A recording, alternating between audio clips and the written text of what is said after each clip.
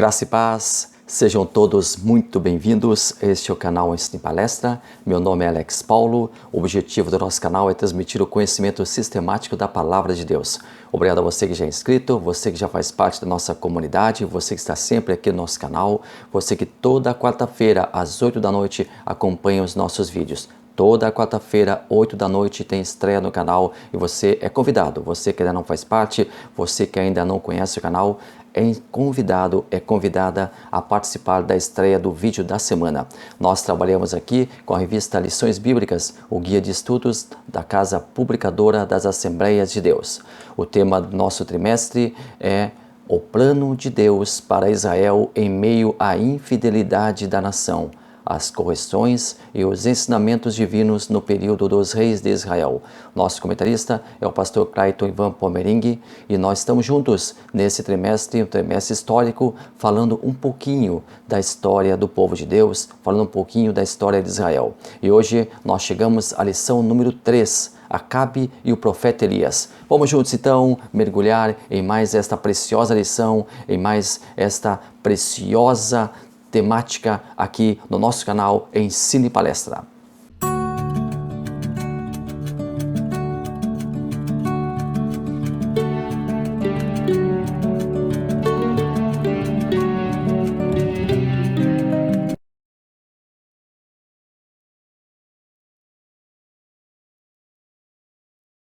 Começamos a nossa lição de hoje falando sobre Acabe. Quem era Acabe? Depois de Jeroboão, Acabe é destacado como um dos reis mais conhecidos ali no Reino do Norte. Porém, isso não é necessariamente algo a se comemorar. Acabe, assim como Jeroboão, não foi um rei bom. Aliás, todos os reinos do Norte foram abomináveis aos olhos do Senhor, porque se voltaram para a idolatria. Acabe era um rei fraco, dominado por sua mulher Jezabel. No livro Todos os Personagens da Bíblia, de A a Z, nós encontramos a seguinte referência: embora Acabe fosse, sob muitos aspectos, um governante competente e um guerreiro hábil, sua deslealdade a Deus e sua total submissão ao paganismo e à tirania de sua esposa Jezabel fez com que fosse lembrado como um dos mais notórios, olha a expressão, canalhas da história. Acabe era filho do rei Onri, que fez aliança com os fenícios. O motivo de tal aliança era impedir o avanço de Ben-Hadad, rei da Arã, Síria. Como selo da aliança com Tibaal, rei de Sidom, Acabe recebe a filha desse, Jezabel, para casar-se. Etibaal era um rei pagão. Ele era sacerdote da fertilidade da deusa Astarte.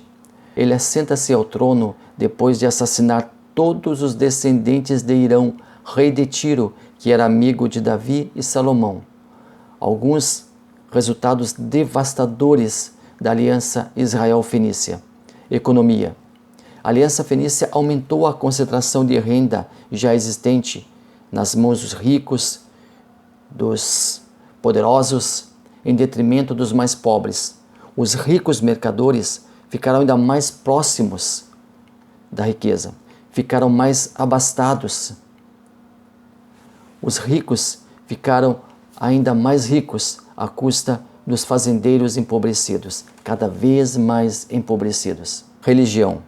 O Estado de Israel, já acostumado à idolatria, foi jogado de vez no poço da adoração a deuses estranhos.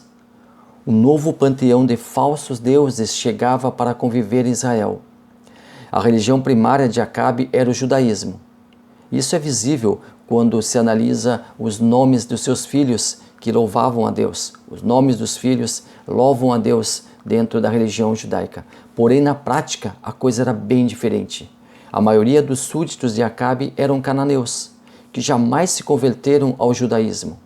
Acabe não somente aceitou, como incentivou a adoração aos deuses cananeus, os Balaim, conhecidos como senhores. A Bíblia agrupa essa classe Balaim e o chama apenas de Baal. Adoração de Acabe.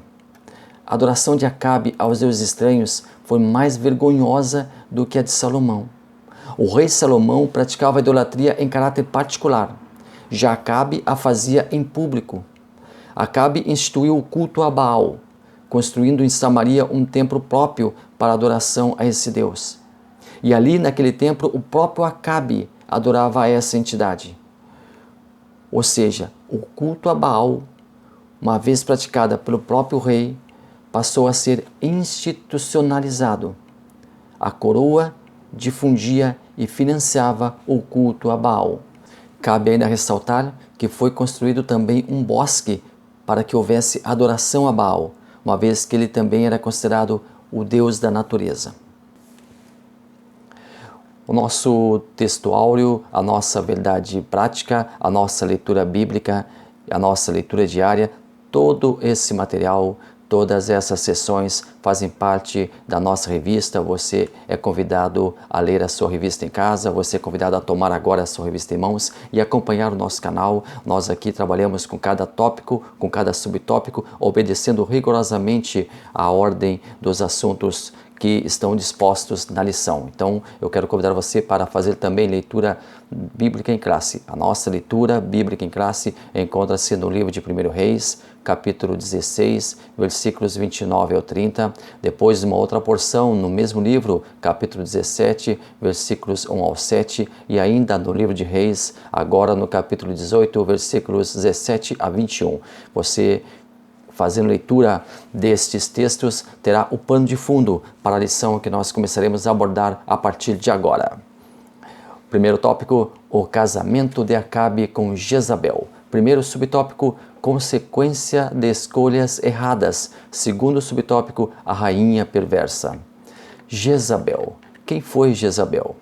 Ela foi filha de Etibal, rei da Fenícia. Ela foi dada em casamento a Acabe como um selo de uma aliança entre Israel e a Fenícia.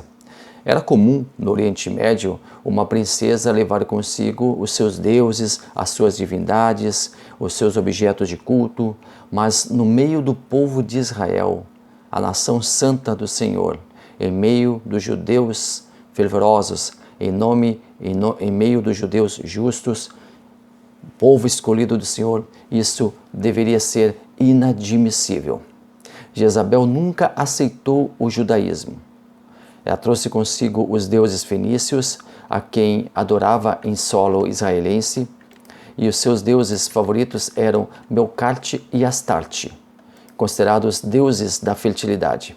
A prática religiosa atribuída a esses deuses eram imorais e incluíam a prostituição sagrada em templos e santuários.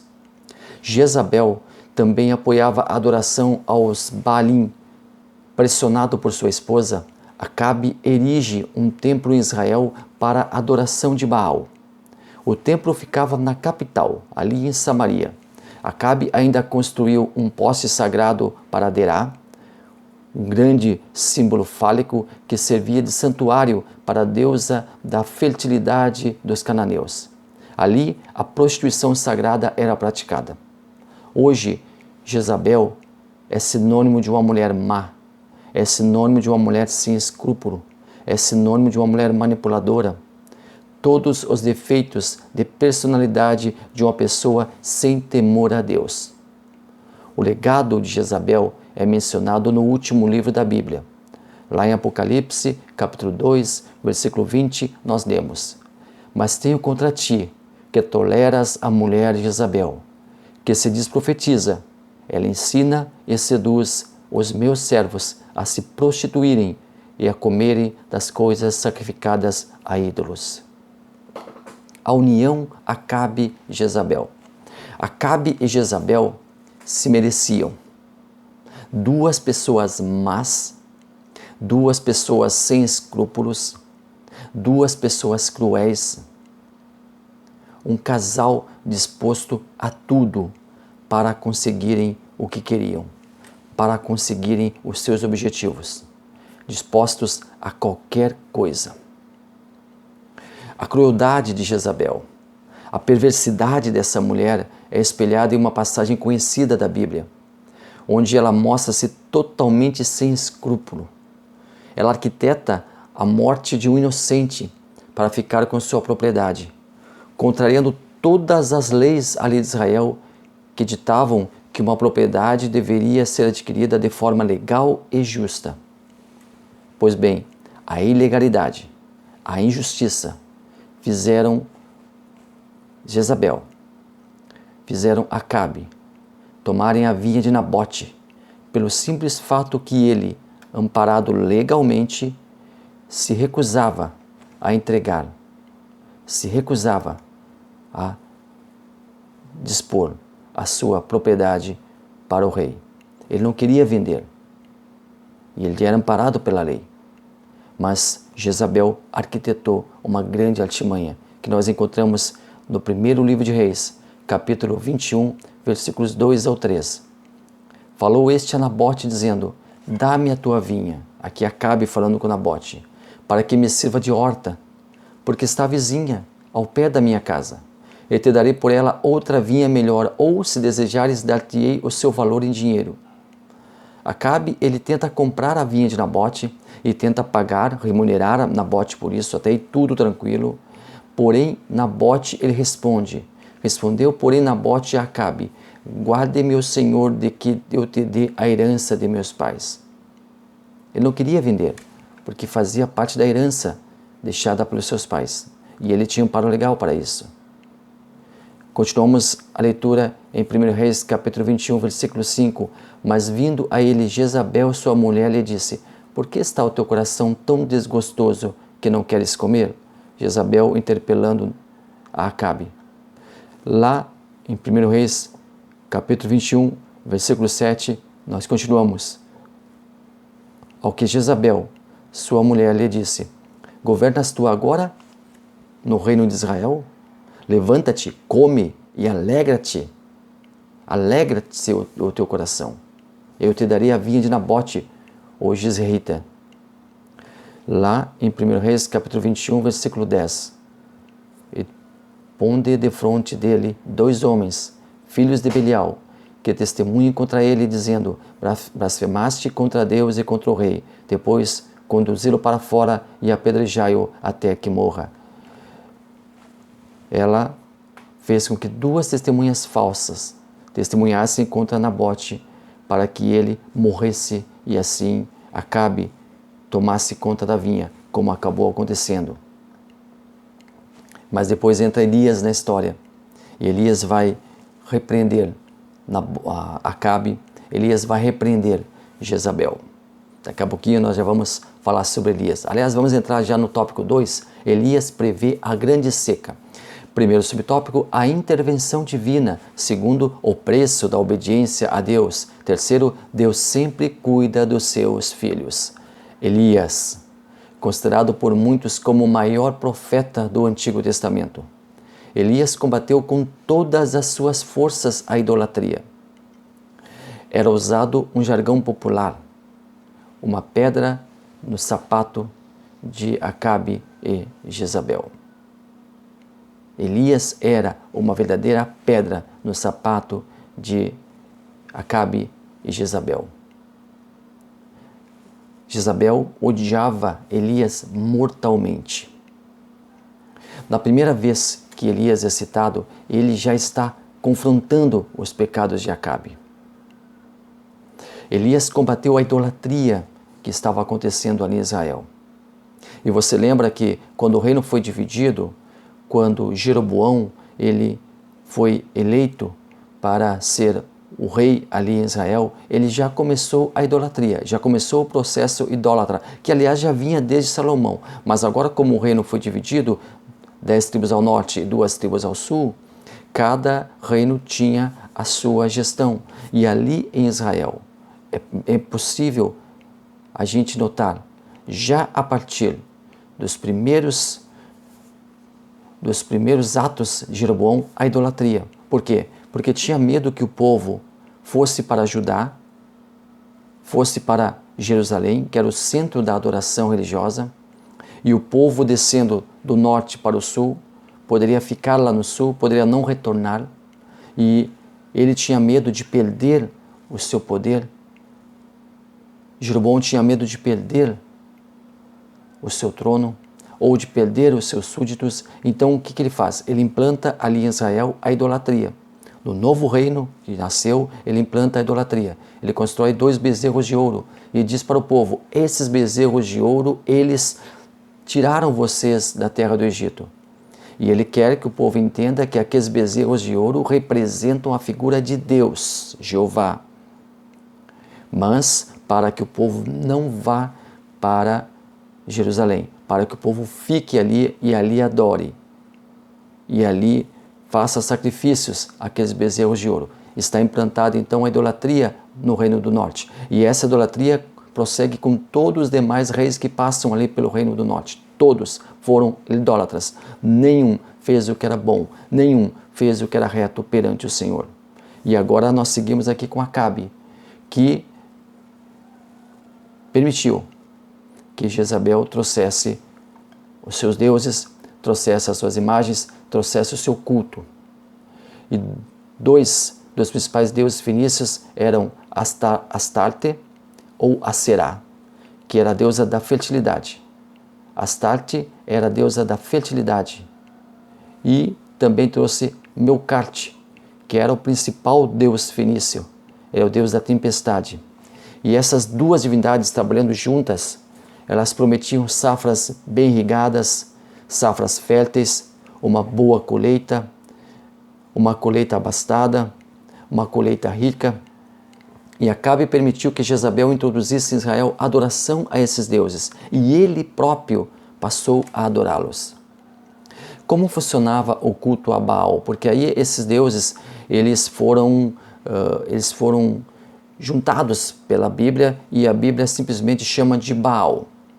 Então Baal, quando nós ouvimos Baal, então é um panteão de deuses ali da Fenícia, e ali nós temos esses dois deuses que nós relatamos para vocês, mas a Bíblia a partir de então começa a chamar apenas de Baal. E como era o culto a Baal? O culto a Baal era revestido de imoralidade. Como Astarte ou Aserá era a deusa da fertilidade, existia a prostituição cultual. Como era isso? As pessoas ali ofereciam a Baal sacrifícios de animais, as pessoas ali ofereciam sacrifícios de vegetais, e as pessoas também praticavam relações sexuais com homens e mulheres que existiam a prostituição cultual. Eram sacerdotes, eram sacerdotisas de Baal que ali faziam relações sexuais com aqueles que vinham adorar essa divindade. E aí Elias, ele lança um grande desafio. Está lá em 1 Reis, capítulo 17, versículo 1. Então Elias, o tisbita dos moradores de Gileade, disse a Acabe: vive o Senhor Deus de Israel, perante cuja face estou, que nestes anos nem orvalho, nem chuva haverá, senão segundo a minha palavra. Veja bem, como o principal deus do panteão fenício era Melcarte, o deus da tempestade, da chuva, da água, Elias decreta uma grande seca. Logo, o deus fenício fora desafiado. Melcarte, ele foi assim desafiado. Eles clamariam, eles pediriam ajuda aos súditos, os servos, aqueles que veneravam a essa entidade, clamariam por chuva, clamariam por água, e ele, logicamente, não os atenderia. Era um tapa de luva na adoração a uma entidade inanimada, sem vida, sem poder, e um confronto direto com seus seguidores, principalmente com Jezabel. Agora Elias estava proclamando uma guerra contra Acabe, uma guerra contra Jezabel. E Jezabel estava agora elegendo Elias como seu inimigo número 1. Segundo o que Elias predisse, houve uma grande seca, e o que foi comprovado por registros históricos da época. Uma saída estratégica. Logicamente, Acabe e Jezabel não gostaram nada desse confronto, não gostaram nada desse desafio de Elias. A vida de Elias agora corria perigo, e ele precisava esconder-se. Então ele foi abrigar-se nas ribanceiras do rio Querite, em sua terra natal, Gileade, a leste do Jordão. Nada melhor do que estar em casa. No momento de extrema ira dos inimigos, estar abrigado em casa. Elias bebia das águas do riacho e comia dos alimentos trazidos pelos corvos. Os corvos vinham alimentar Elias. Porém, sem chuva, logicamente, o riacho veio a secar. Buscando novo abrigo. Elias, ainda no intuito de conservar a sua vida, foi para Serepta, lá na Fenícia, justamente a terra natal dos deuses a quem ele estava confrontando, justamente a terra natal de adoração dos deuses a quem ele fizera esse grande desafio. Lá, uma viúva sustenta Elias. A viúva também estava em uma difícil situação, porque a seca ela era grande, a fome estava tomando conta de todos os lugares. A seca estava tomando conta de todos os lugares. A fome já batia a porta daquela viúva. Ela tinha apenas um pouco de farinha e um pouco de azeite, mas já era o suficiente para o profeta. Elias pede a ela uma refeição, e no lugar da última refeição, da última porção para si e para seu filho, a viúva atende o pedido do profeta que lhe promete. 1 Reis, capítulo 17, versículo 14. Porque assim diz o Senhor, Deus de Israel, a farinha da panela não se acabará, e o azeite da botija não faltará, até o dia em que o Senhor dê chuva sobre a terra. Veja, terra, todos os lugares estavam sequiosos, todos os lugares estavam secos, não tinha para onde fugir.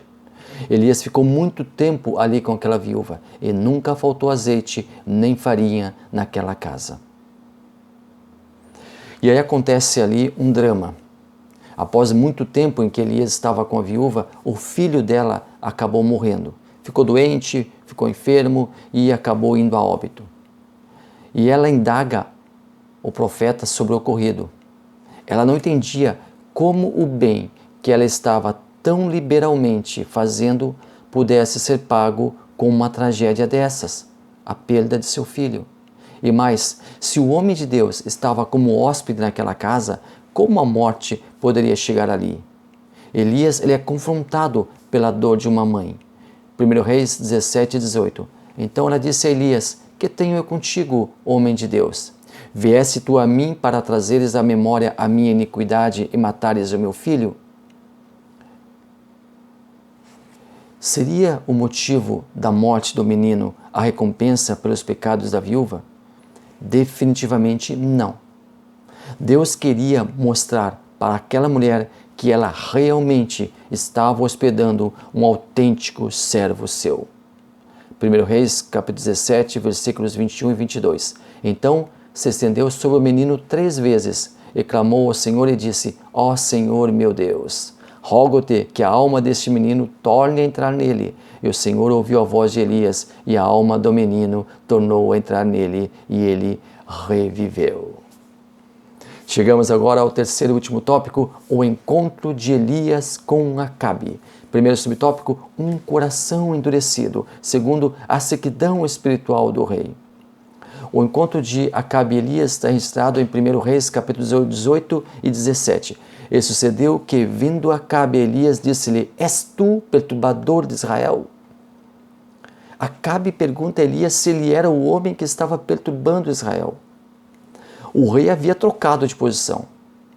Ele, o rei, era o perturbador, o prevaricador, o idólatra, o apóstata, o coração endurecido pelo pecado. Acabe era o responsável, juntamente com sua esposa Jezabel, por toda a sequidão da terra. Mas não somente a seca da terra, da lavoura, do campo, mas o líder da sequidão espiritual de um povo que dera as costas para Deus.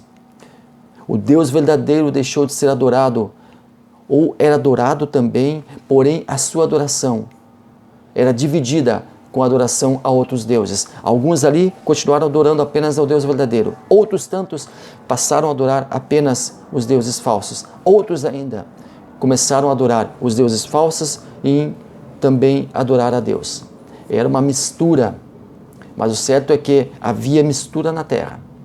Havia prostituição espiritual. Havia traição espiritual. A sequidão espiritual do povo foi aguçada por Acabe. E muito foi aguçada por Acabe. Salomão, como nós já falamos aqui, também foi idólatra. Porém, Salomão, ele adorava em particular aos deuses trazidos por suas mulheres, por suas concubinas. Acabe adorava para que todos vissem publicamente aos deuses trazidos por sua esposa. O líder da sequidão espiritual do povo chamava-se Acabe. E junto com Jezabel promoveram ali a promiscuidade espiritual. O povo estava retardando sua espiritualidade ao professar sua fé diante de ídolos falsos e deuses pagãos. Acabe e Jezabel eram os verdadeiros perturbadores do povo. Acabe e Jezabel eram os verdadeiros perturbadores do reino. Nós vamos continuar na semana que vem falando de Elias e ele faz um novo desafio, um grande desafio para os adoradores de Baal. Nós vamos estudar isso com minúcias detalhes na próxima semana. Para encerrar, eu quero convidar a você, que é servo de Deus, que é serva de Deus, que adora ao Deus verdadeiro, a pensar: será que nós não estamos dividindo a adoração a Deus? Será que nós não estamos subtraindo o tempo em que poderíamos estar plenamente, usando uma expressão tecnológica, linkados com Deus, conectados com Deus? Será que nós não estamos subtraindo o tempo que nós deveríamos dedicar ao Deus através do nosso devocional? E será que está acontecendo o nosso devocional? Será que nós estamos diariamente tomando em nossas mãos a palavra de Deus, lendo a palavra de Deus? Será que nós estamos fazendo a nossa oração, não apenas aquela oração rotineira, não apenas aquela oração para cumprir tabela, não apenas aquela oração matinal e agradecendo pela noite, pedindo por um dia, e essa oração deve acontecer, dando graças pela noite, pelo repouso e pedindo a graça e a misericórdia de Deus por mais um dia.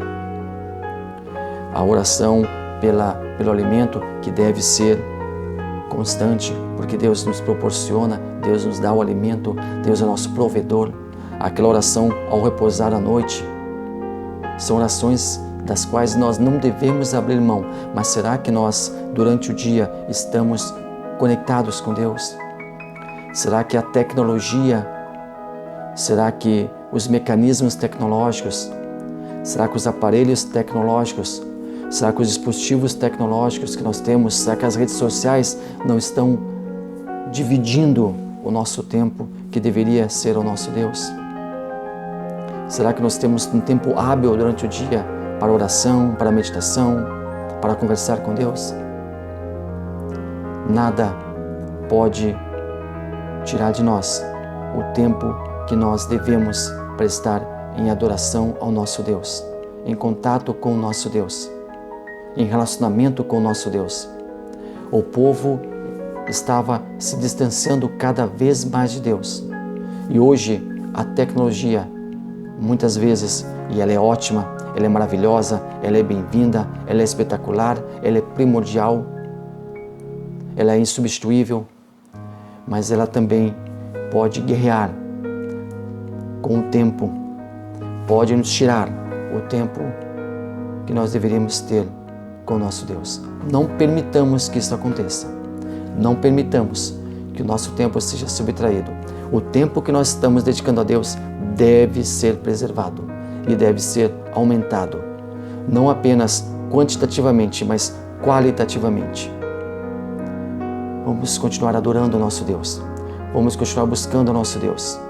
Em ações de graças por tudo que tem nos dado, em petições por aquilo que desejamos, em adoração porque Ele é maravilhoso, Ele é santo, Ele é Deus.